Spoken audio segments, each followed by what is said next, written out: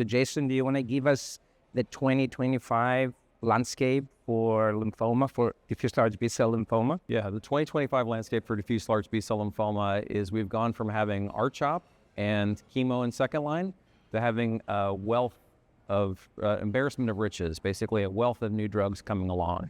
Many new drugs have been approved in the relapse refractory space, including CAR T-cell therapies, bispecifics, some targeted antibody drug conjugates, and now a lot of these drugs are being looked at in the frontline space. So there's a number of ongoing randomized phase 3 studies in the frontline.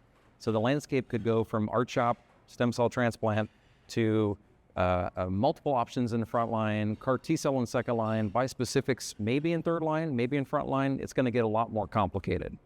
So what are you excited about in, let's say, second line diffuse large B-cell lymphoma? We all know, we've all seen the CAR T studies and the great outcomes there, but of course there's a lot of room for improvement. So what are your thoughts on that?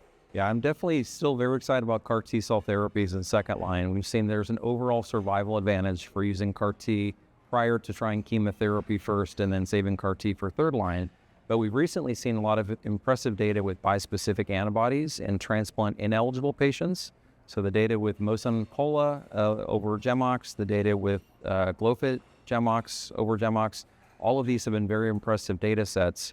I'm very excited about a coming wave of randomized studies in the second line looking at novel CAR T-cell therapies, targeting both CD19 and CD20 that will be randomized against current standard of care CAR T-cells. So I think the innovation is going to remain very high in second line, but there's a lot of exciting developments. Swetha, what about you? What do you think is exciting in large cell lymphoma?